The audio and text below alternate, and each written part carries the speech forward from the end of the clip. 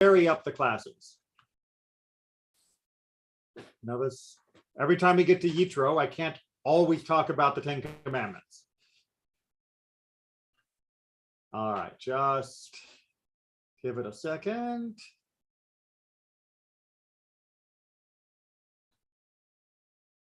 Looks like it is functioning correctly. Let's put that over there on the side screen. Let's get the focus correct. And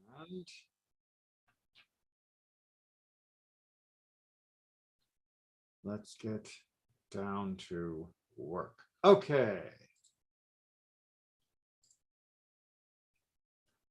Some reason my computer is complaining a little bit about things being slow. So that's hit number 1 on technology.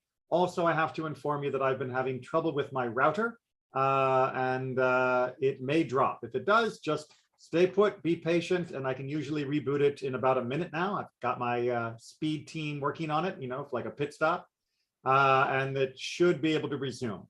But I'm just going to go ahead and apologize in advance. If I seem to freeze, that's just what's happened. All right, but in the interest of trying to avoid the freezing, let's go ahead and get as much done as we can. So it is good to see everybody again after our brief Pesach hiatus. During Pesach, of course, when it falls on Shabbat for the beginning and end, it means that there is not an official weekday, full weekday reading. But of course, the next reading that we've been waiting for is Acharei Mot. And that is where we are going to pick up today. Now, Acharei Mot has lots of amazing pieces. We are going to pick up on chapter 18. Now, chapter 18 is very famous for some of the later verses detailing human sexuality, but we are not going to focus on that today either. Instead, we're going to focus on a different element, one that gets a lot of discussion by the commentators and a lot of discussion in certain books, but not a lot of thought in the general population. As such, it is ripe for our discussion because I would like to bring it to greater attention. So, chapter 18, we are going to begin with what the Torah says. Adonai spoke to Moses, saying, "Speak to the Israelite people and say to them, I, Adonai, am your God." This is a common refrain, an opening sentence used throughout this section of Vayikra. It is a statement of authority, a statement reminding the nation of why God has the right to make these demands. It is also a statement of identity. We are Bnei Yisrael, which means we are the people for whom Adonai is our God. And that relationship, it's not just I am God, but I am your God, is what is going to be fundamental to the next section. You shall not copy the practices of the land of Egypt where you dwelt, or of the land of Canaan to which I am taking you, nor shall you follow their laws. My rules alone shall you observe, and faithfully follow my laws. I, Adonai, am your God. Let's just go ahead and get the rest of the preamble here done. You shall keep my laws and my rules, by the pursuit of which human beings shall live. I am Adonai.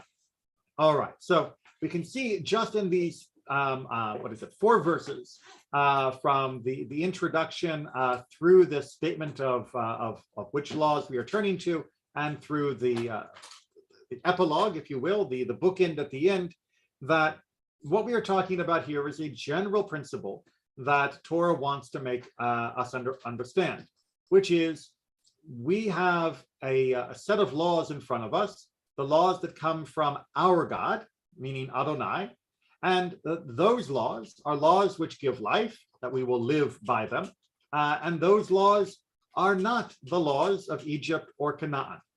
If you will, this is one of the reasons why the Torah had to be given in Sinai, that it had to be given in Bamidbar, in the wilderness, meaning in a place that is devoid of habitation.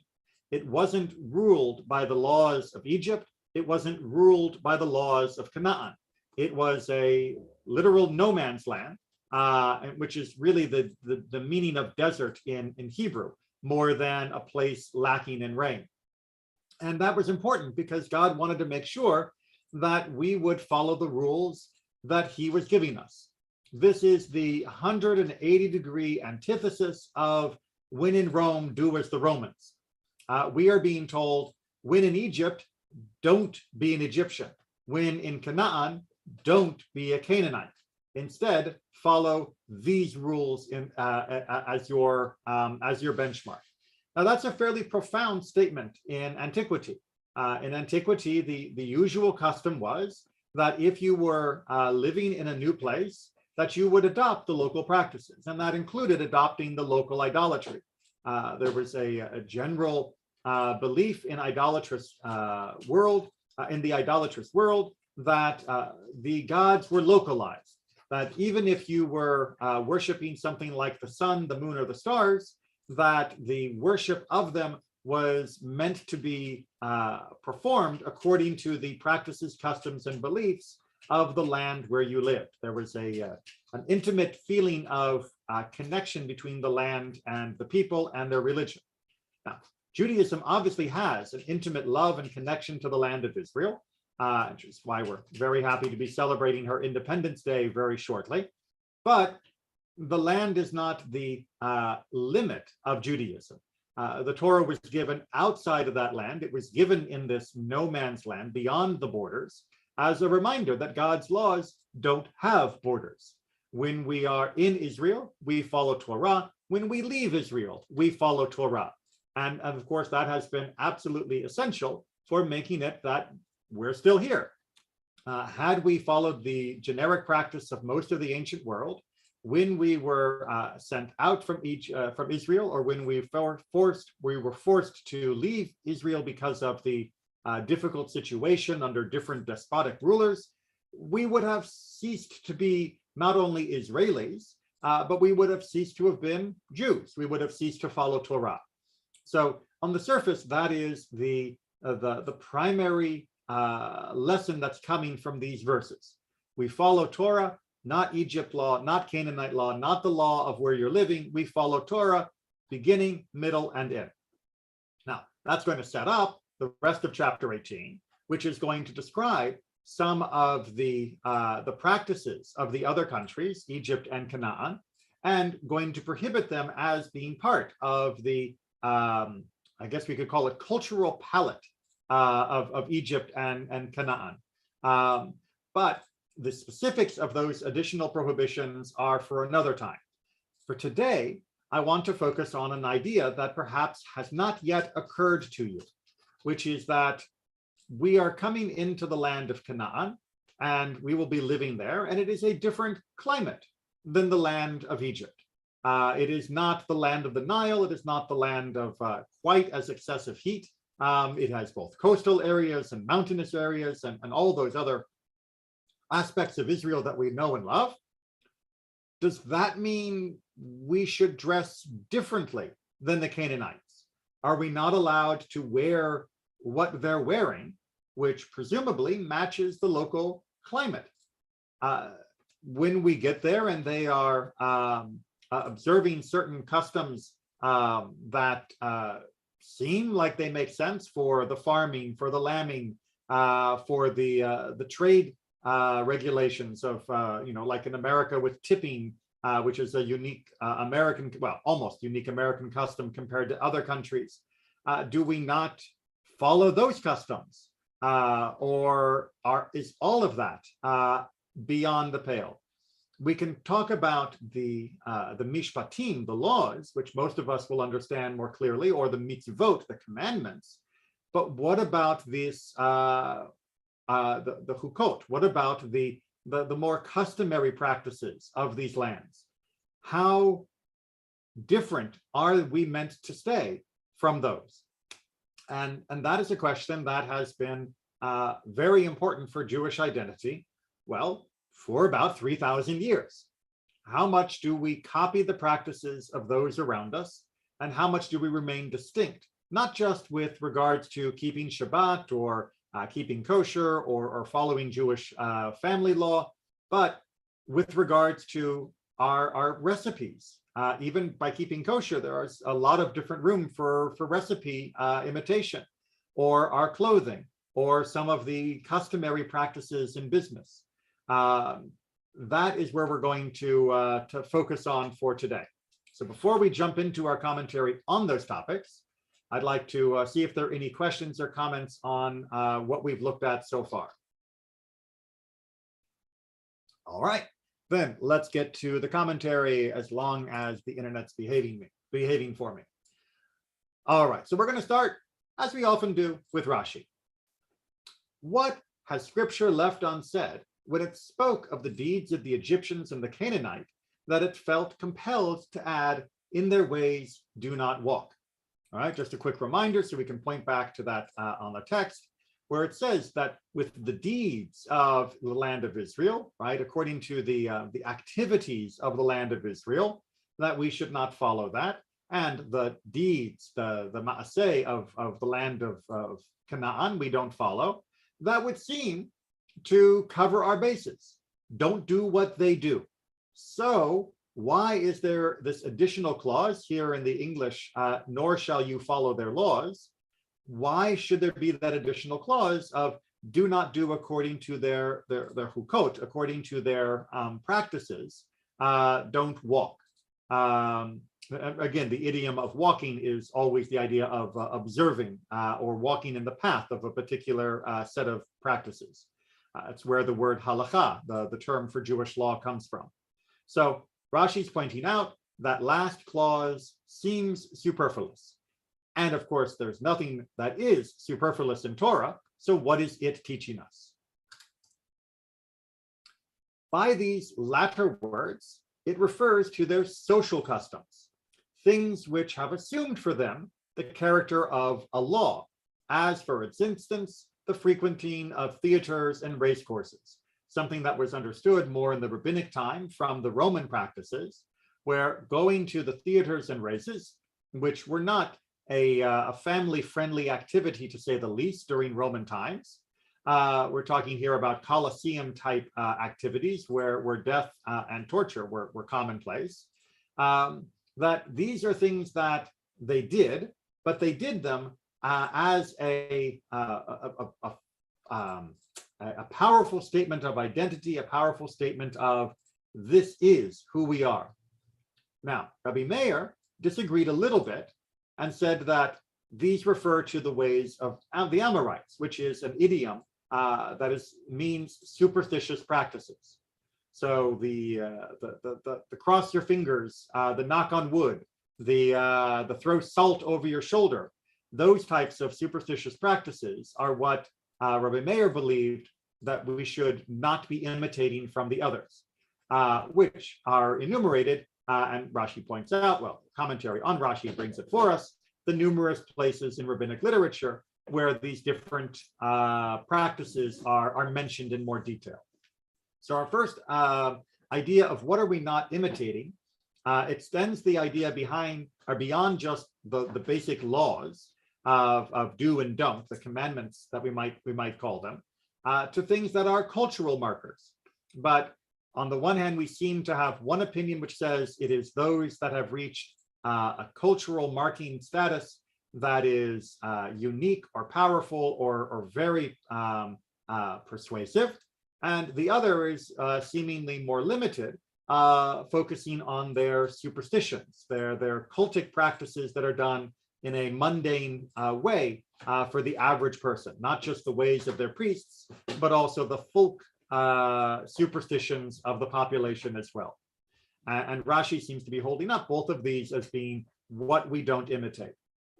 Now that would seem then to say that as long as we are not engaged in things that are, of course, not prohibited by Torah, and not things that are blurring the line between our identity and theirs. So for example, if in the modern world, if you were a member of a country, a citizen of a country that had a strong religious foundation, I'm thinking like Church of England in England, or the Catholic Church in Italy, that if there was a civic activity that focused on those faiths, that we wouldn't participate in that either, because participating in those faith-based activities would clearly be of a religious idea and of an identity that is bound up in something that is not ours. It would be pretending to be not Jewish, if you will, to participate in them. But those are both fairly narrow interpretations of what it means to not copy. The next text we're going to see is a much broader interpretation. But before we get to that, any questions on the Rashi interpretation? All right. Double check the YouTube comments, although that's always a little bit of a lag time. All right, so the next section, and it will not all fit on the page at once. No. So the next section is from the Kitzur Shulchan Aruch. Now, the Shulchan Aruch, hopefully you've heard me mention so many times, you're all aware, was the great law code written by Rabbi Joseph Caro in the 1500s, and then appended by the Rama in Poland to put the Ashkenazic spin on some of his rulings and bring together a unified Jewish law code. The Kitzur Shulchan Aruch is the abridged version, which came out much later. There was a feeling by its author that not everybody was capable of reading the full Shulchan Aruch, or indeed would be able to come to the right conclusions, because after all, the Shulchan Aruch, both by Rabbi Caro as well as by the Rama, would often have multiple opinions. Yesh omrim, there are those who say, and often, this is our custom, but there are people in other places that do it differently. There were a range of options on many different topics, not just Sephardic and Ashkenazic, but even within both cultures. So the Kitzur Shulchan Aruch decided to, shortened it. That's what Kitzur means. It's the shortened Shulchan Aruch. And in the act of shortening, given the generation that he was in, he chose to shorten to a stricter version of just about every possible topic. So this is not only shortened, but also radically stricter than you would find in the Shulchan Aruch itself.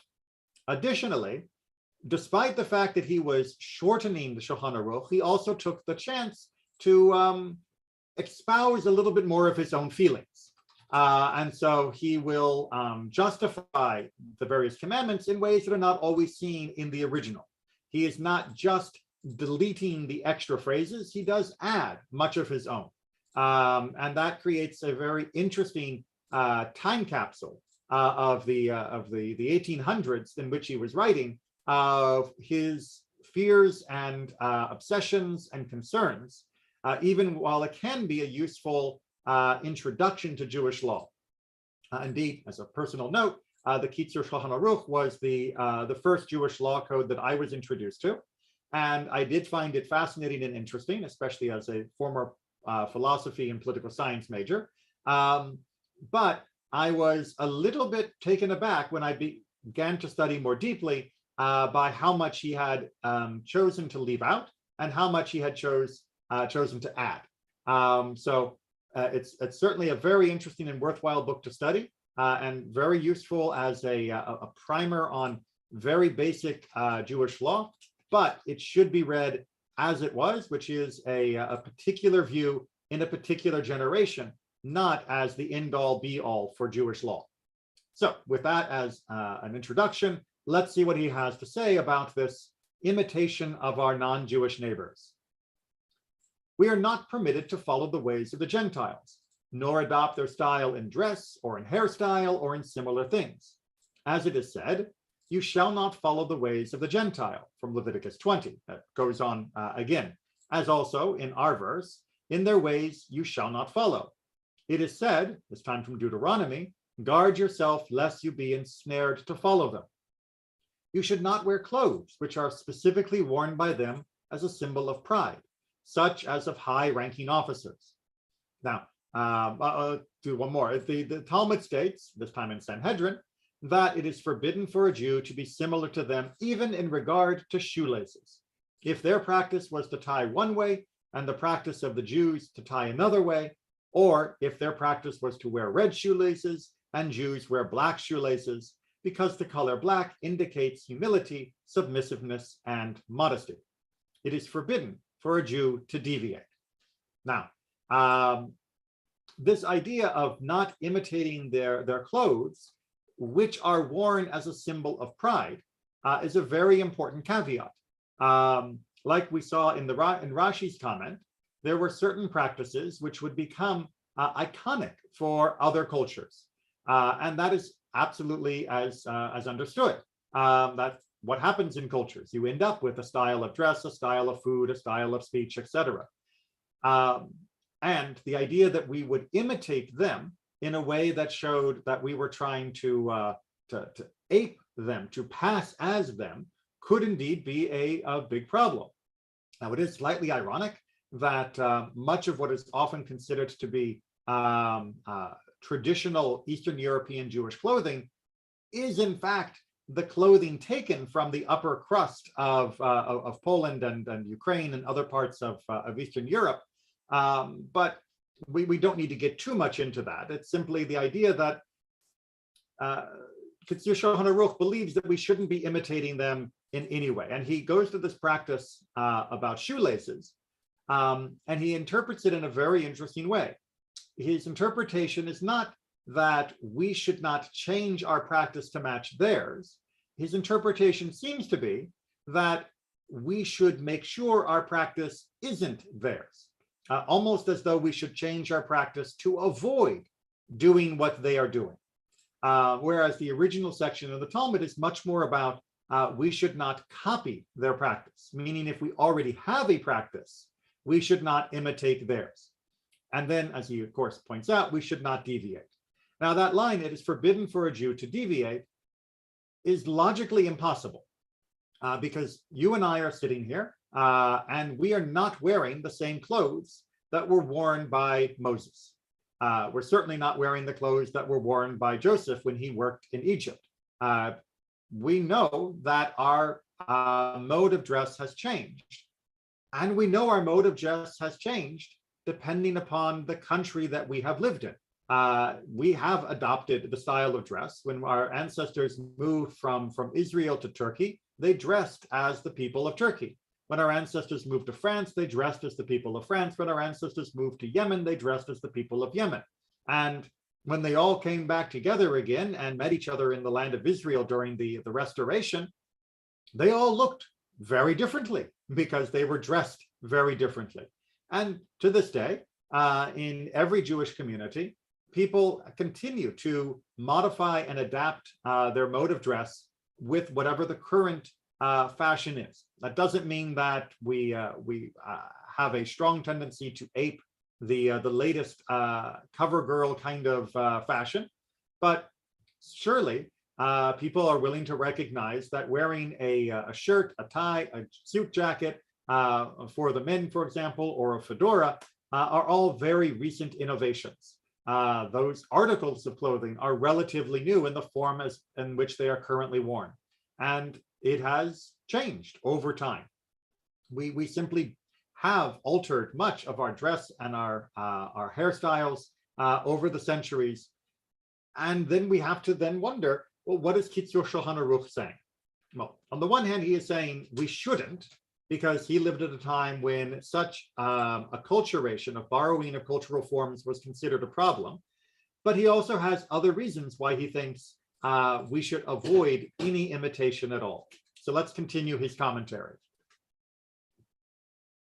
And I scrolled and I lost my place. There we are. From these examples, everyone should learn how to apply these standards to his time and place. A garment designed for showiness or immodesty must not be worn by a Jew, but rather his clothing should be made in a style which suggests humility and modesty. The following is mentioned in Sifrei. You should not say that since they go out with scarlet, I shall go out with scarlet, because these practices are indicative of arrogance and haughtiness, which are not the heritage of Jacob. Rather, our heritage demands of us to be modest and humble, and not to be influenced by the haughty.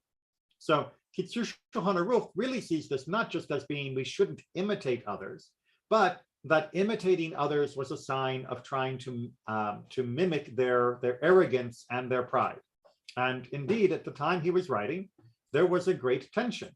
In Judaism in general, we had been forced into positions often of subservience, and that meant that there was a desire, a temptation to no longer have to be a second-class citizen, to show that we had arrived, if you will, and to do so by imitating the higher status symbols of the society in which we had arrived. He believed that that wasn't just acculturation, but that that was assimilation, and that that was a violation of sniut, of modesty, that that was a sign of arrogance. Now, in that, he might be a little right. That people who do want to show that they have arrived by buying the fanciest car, by wearing the most expensive clothes, by having the latest fashionable haircuts, indeed, are often giving in to pride and vanity in a way that is not in keeping with Jewish values and principles. But there are also times when we would say, you know what? I don't want to have to wear the secondhand rags that we've been wearing. I would like to wear something that is nice, that is decent, not because I am being showy or immodest, but just because I'm tired of wearing what we've been forced to wear due to our second-class status within this society. And finding that right balance of, am I adapting, changing, and borrowing because it is simply the right time to do so? Or am I adapting, changing, and borrowing because I am ashamed of who I am and I wish to be more like them, or I wish to be impressive just through my clothing? Then yeah, that's the balance we need to strike. And that's not always easy. Similarly, any custom or statute of which there is a suspicion of idolatrous intent or background should be avoided by Jews. Similarly, you should not cut your hair or style your hair as they do, but rather you should be distinct in your clothing and speech and all other endeavors, just as you are distinct in your perspectives and concepts. Similarly, it is said, I have set you apart from the nations. So the idea that we should avoid idolatry is one we're going to cover in more detail in just a minute. So we'll put that on the back burner for the moment. But this final idea that one of the reasons we don't copy overmuch from others is to remain distinct, I think is a very powerful idea. And while I do think that for his time and place, he was even still perhaps going overboard with his rhetoric, the idea that a Jew should still be identifiable as a Jew for their own sake, I think is a very powerful concept.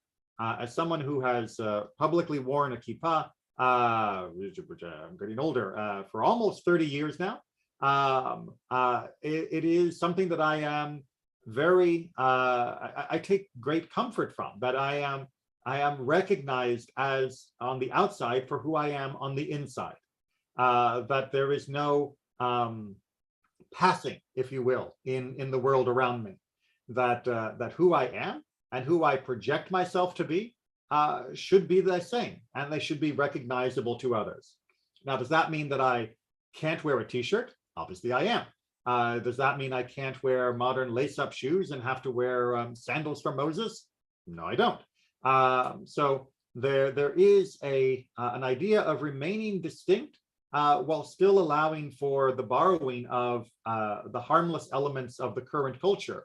That I think is a suitable balance to aim for. Now, it doesn't have to be a kippah. That is not a mandatory piece of clothing. And there's a long discussion about that, but we'll just use that as the shorthand. Rabbi Galinkin from Machon Schechter in Jerusalem has a great English article on the history of the kippah, which I will recommend you go do a quick search for. But whether it be Jewish flavored clothing, such as, Star of David type, whether it be a piece of jewelry, something else that helps mark you as a Jew for your own sake, not just for others. There are ways to still be distinct as a Jew while also being able to shop at a regular store. Questions or comments before we move on to some more of the thorny issues of acculturation? Okay. There we go. So this is coming from Rambam in the Mishnah Torah. It is forbidden to follow the customs of the idolaters. And then he gives some more information about that. An Israelite shall be separated from them and be recognized by his clothes and conduct, as he is different than they are in education and tendencies. Again, similar to what Kitzur Shulchan Aruch wrote, because he is editing from Joseph Caro, which was also heavily edited from Mishnah Torah. So the parallels should be clear. And have set you apart from the peoples, that you should be mine. Again, that same quote we saw.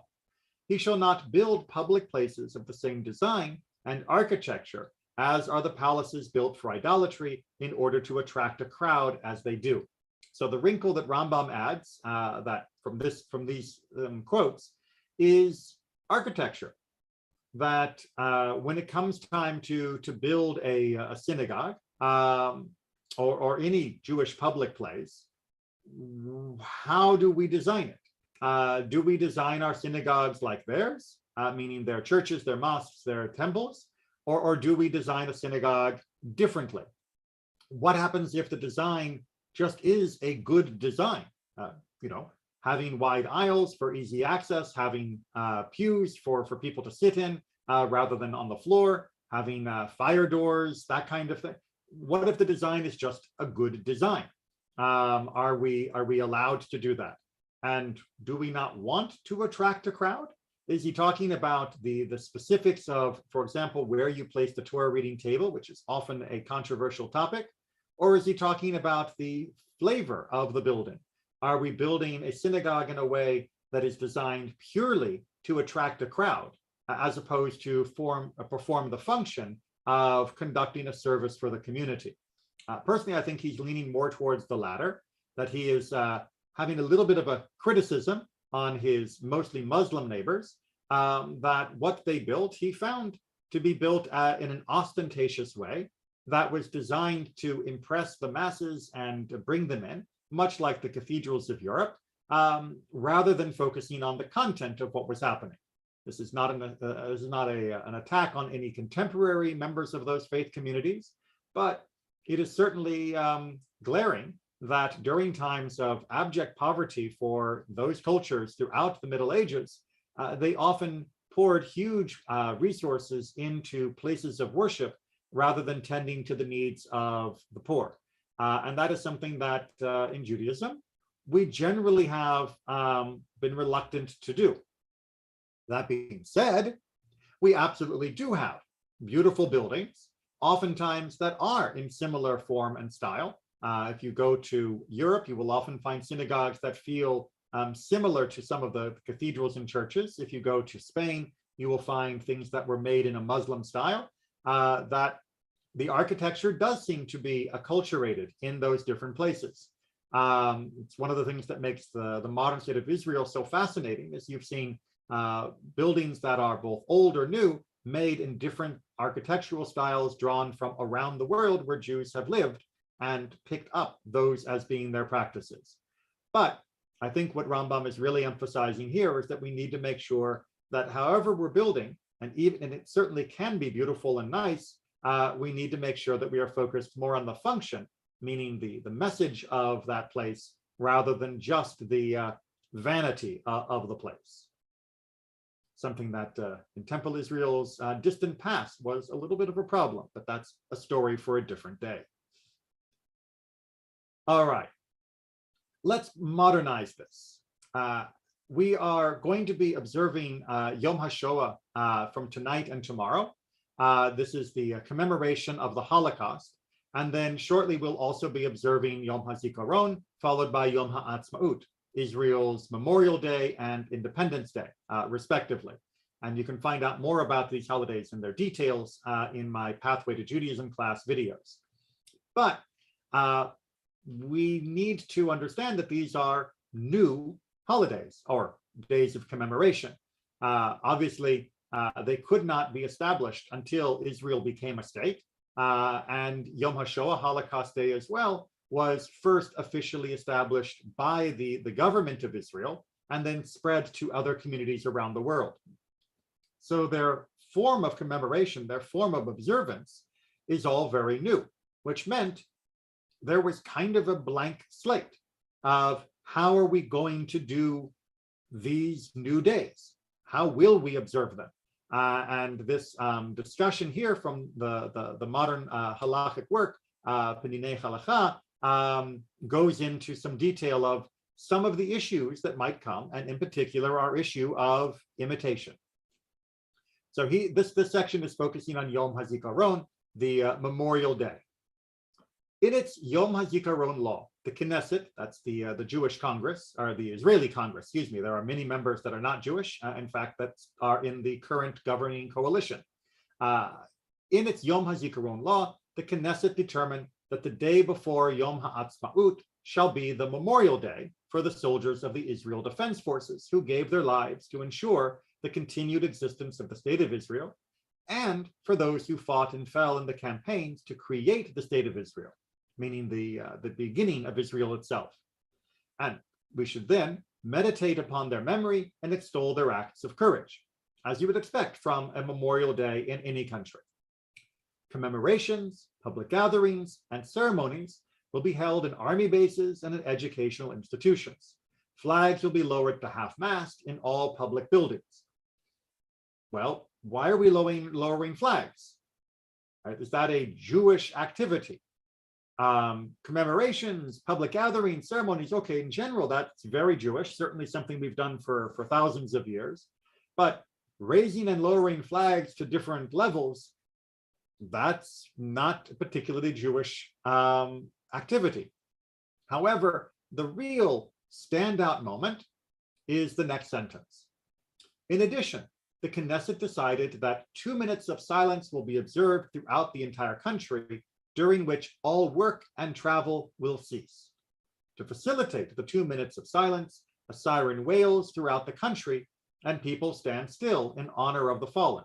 At 8 p.m. on Yom HaZikaron evening, Erev Yom HaZikaron, the siren sounds for 1 minute, and at 11 a.m. the next morning, it sounds for 2 minutes, during which time people dedicate their thoughts to the memory of the fallen. The siren is sounded in the middle of the official ceremonies to begin the commemoration. All right, so we'll pause there, just to make sure you have the whole version. So the air raid sirens will be turned on, and the sound echoes across the country, unless you are very far from a town or even a suburb, you will hear the sirens. And for those moments, everything comes to a stop. And I mean everything. The freeways, people stop, they get out of their car and stand next to them. You can look up videos on YouTube if you're interested to see what that looks like. I have had the honor of being in Israel for this in 2 different years, and it is an incredibly moving moment. However, this isn't a Jewish idea. There's certainly nothing in the Torah talking about having a siren run for a memorial service. And so, as I scroll down, we get to the meat of the argument. Some claim that one may not stand at attention when the siren sounds, because this custom has no basis in rabbinic literature. Now, the flag at half-mast is not such a controversy, because for those people that disagree with it, who don't believe that it is a Jewish practice and that we should not be borrowing it from the non-Jewish culture, no one is forcing them to raise or lower a flag in a particular way. If you want to have a flag in front of your house on Yom HaZikaron and you leave it at full lift, no one is going to come and force you to lower it. Well, probably not. But the public nature of freezing everything for the 1 and then 2 minutes, that is something that does cause a lot of friction if not observed. And indeed, there have been numerous altercations where members of the community that do not accept these moments of silence and reflection, that they continue to move and cause great anguish and anger in the rest of the population who are standing still. And so the question is, do they have a legitimate right to say, this is not Jewish and therefore we shouldn't be doing it? And that's what he is going to try and answer. Rather, so they're arguing, right? Rather, we copied it from the Gentiles, and one may not follow the ways of the nations, as it says, nor shall you follow their laws. Our verse from Leviticus, right? It says, don't follow their practices.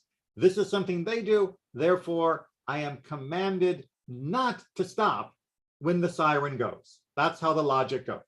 Now, as we've already seen, there is a lot of flexibility about what it means not to follow their laws.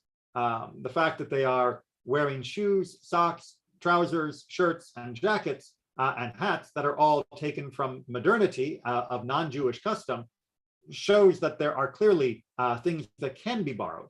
But he has a different set of arguments against this. In practice, however, the vast majority of poskim, those are experts in Jewish law, maintain that the prohibition against following the ways of the Gentiles applies only when one of two conditions is met. One, the custom entails a breach of modesty or humility, where you are deliberately doing something in imitation of the non-Jews in order to show your arrogance and your haughtiness. Or two, it has no apparent reason or benefit, making it clear that it is based on non-Jewish superstition. If it is not something that has a reason for doing it, then the only reason you could be doing it is because of superstition. And since it is not a Jewish custom, that means you are deliberately imitating a non-Jewish superstition. Rabbi Joseph Caro and the Ramah concur. That's the authors of the Shulchan Aruch, although taken from other sources as well.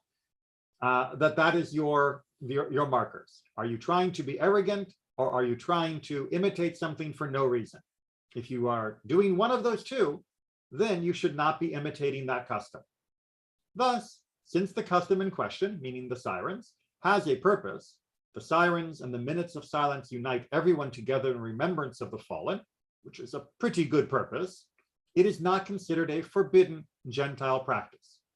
So it is perfectly reasonable and understandable to say, hey, they're using pumps to get the water out of the basements so that things don't get flooded. If we imitate that practice, we are not violating Torah for following their ways. That practice has a very good reason, and that practice is clearly not designed as an act of arrogance. So no problem to imitate how they use pumps, no problem to imitate how they use medicine, no problem to imitate how we would use a car. Doesn't matter that it wasn't invented by a Jew, or even if it was customary among non-Jews first. There are good reasons for doing most of what happens in modern society, and Jews are perfectly capable of following and adopting those customs and practices. Despite this, the Vilna Gaon, one of the great sages in Eastern Europe, opines that we may not imitate the Gentiles even with regard to a custom that has a rationale behind it. So his argument was, if they do it, we can't, even if there's a good reason for doing it.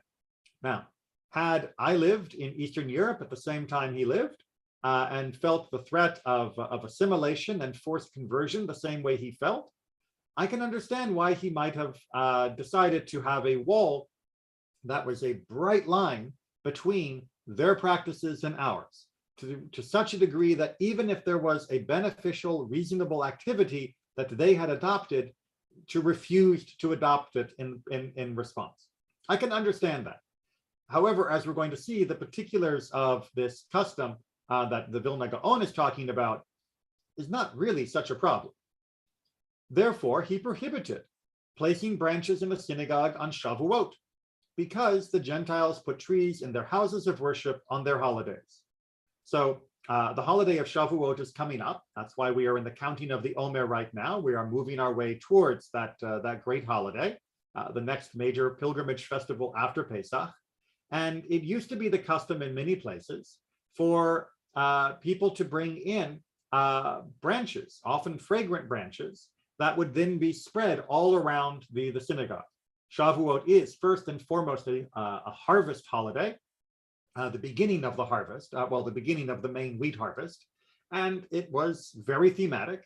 But the Vilna Gaon said that custom should not be allowed. Why?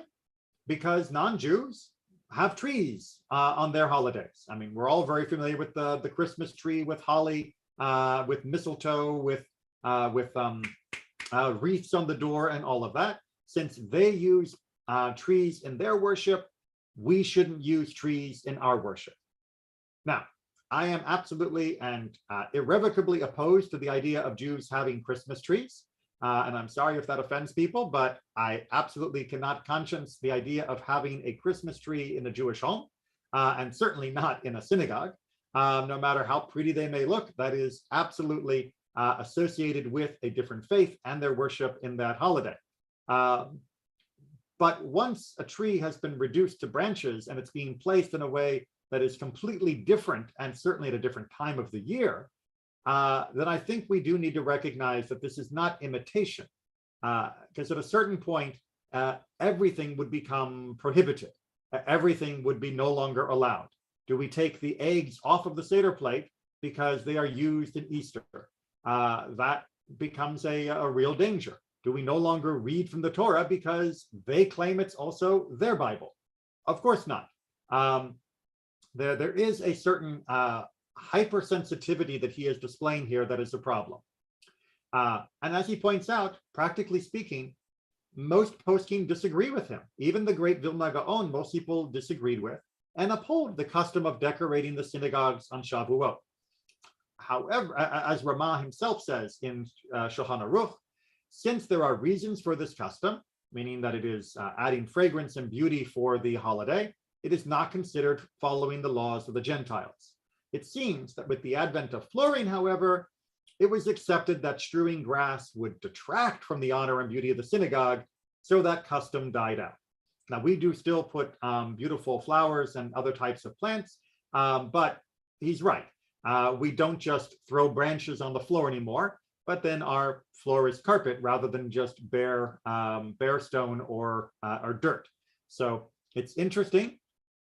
The changing of the time, the changing of the architecture does change our customs, and that's okay.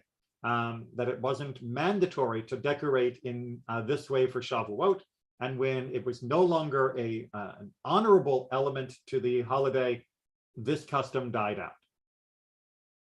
Now, I just wanted to bring two more little paragraphs as an aside.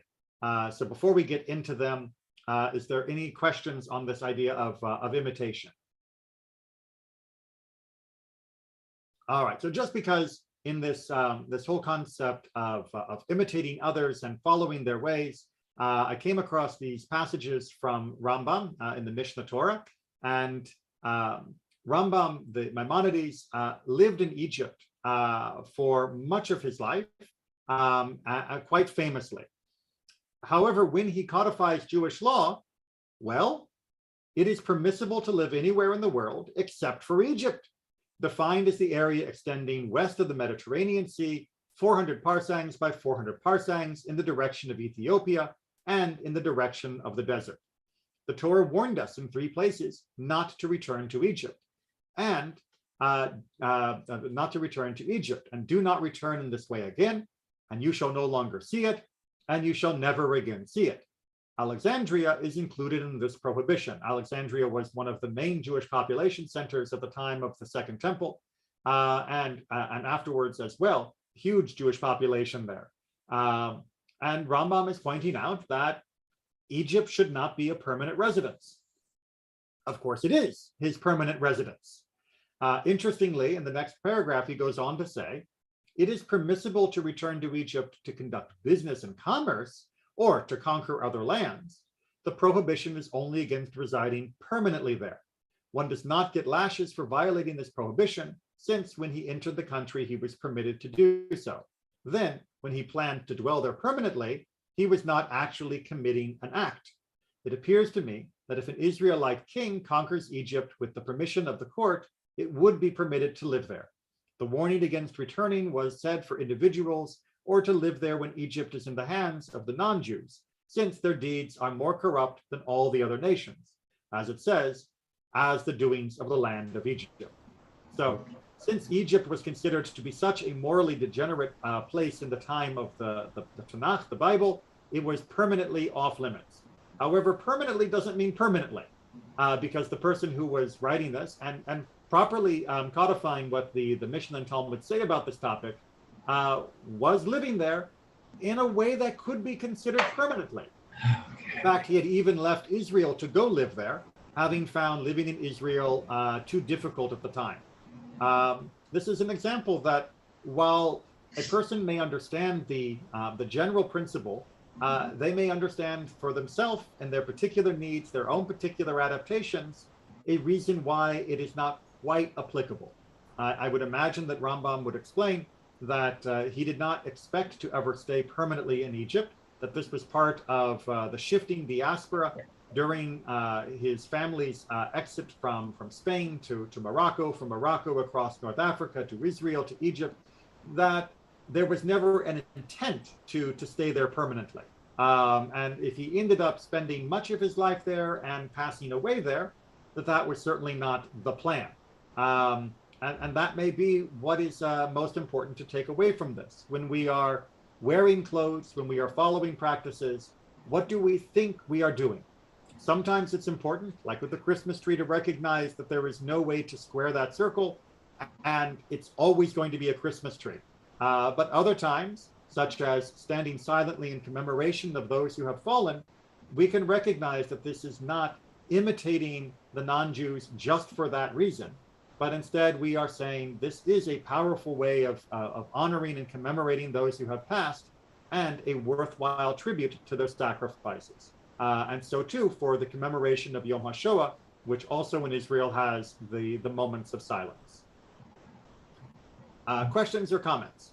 Yeah, Rabbi, we've kind of, I'm glad we ended here with the deeds of the deeds of the Egyptians are more corrupt than all the other nations, because the text starts us out with, you do not copy the practices and laws of Egypt and Canaan. And then we've had this long discussion about all the Gentiles. You know, there's 70 Gentile nations. So it's not just Egypt and Canaan, it's all of the practices. So, and I understand the necessity for building a fence around the Torah. That's clearly what's happening with these interpretations. But it's kind of curious that, you know, it's a difficult target to define, because we're starting with, it's the practices of these two particular cultures that are to be avoided. And then interpreting that depending on where you are in the world, both geographically and in what period of time, it's certainly, you know, it makes it interesting and challenging to be a modern Jew in America, considering this. And I'm just thinking in particular of a conversation I had this past week at Temple Israel, Miami, which is Reform, and their main building was built in the late 20s, and it has a pipe organ, which no longer works. And there's this conversation: is this a Jewish thing? Is this, you know, is this historic, or is this, you know, is it a Jewish thing? Should we just let it be dead and never fix it again? Because it's definitely a Christian instrument, but it's a Roman instrument from the late Roman Empire. So it's technically not Egyptian or Canaanite, but yet it's still something that's clearly architecturally associated with a particular religion, and I don't mean Judaism.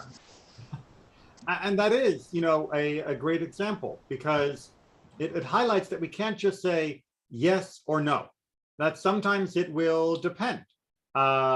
You know, there was a beautiful pipe organ in the amphitheater in the Balboa Park, where I grew up in San Diego, that was used for civic events. And when they had the organ concerts, you know, they were all open air, the benefit of San Diego. You know, it was wonderful, and it wasn't a religious activity at all. So pipe organs do not have to be a religious instrument, and they are very versatile and very powerful, and a very moving instrument. On the other hand, like you said, the pipe organ in particular has a very strong pedigree in the Christian church. And as such, for most Jews, it has an emotional resonance, in addition to the physical resonance from the organ, that feels very Christian. However, that feeling is fading as the organs are less and less used in many of the Christian world of their services. It's becoming less and less firmly attached to that practice. And I wouldn't be surprised in another 50 years if most people did not think of organs as being church music, but think of them as being, calliope music, as something, and a circus music, that kind of thing. Of Bach type music and just, very powerful music, but not necessarily with one religious tradition in mind. Because culture does change and the associations with different things change over time.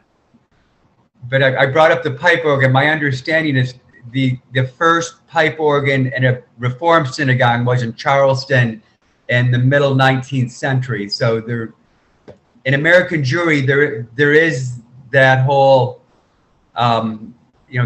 these cultural borrowings, which aren't necessarily from Egypt or Canaan, Yes. but they're certainly not traditionally Jewish either.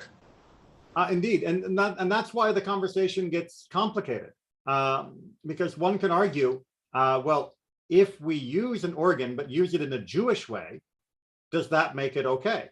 And indeed, many of the melodies, not the organ melodies, but just in general, that are very popular for many Jewish songs and prayers, often are derived from non-Jewish sources, in particular in Europe.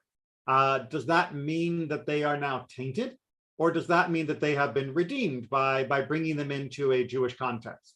I think Judaism has a long tradition of carefully borrowing from the cultures around us. And I think that as long as we are careful about it, it is perfectly fine and you can get a very good result. But it needs to be done carefully. We can't just say, hey, they're all eating wafers and drinking wine. Maybe we should do that too. That would obviously be misunderstanding the ritual and blurring the line irreparably. But there are other customs that are on the border that would need careful consideration. We should never be too quick to adopt, and we should never refuse to adopt just because of the source without proper analyzing what it is, what it offers, and whether or not it could be worthwhile and can be done without the baggage. It's almost like life requires a lot of thought.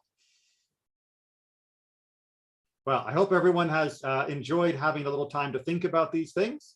A reminder, as I said at the beginning, that Yom HaShoah, the Holocaust Remembrance Day, begins tonight and tomorrow.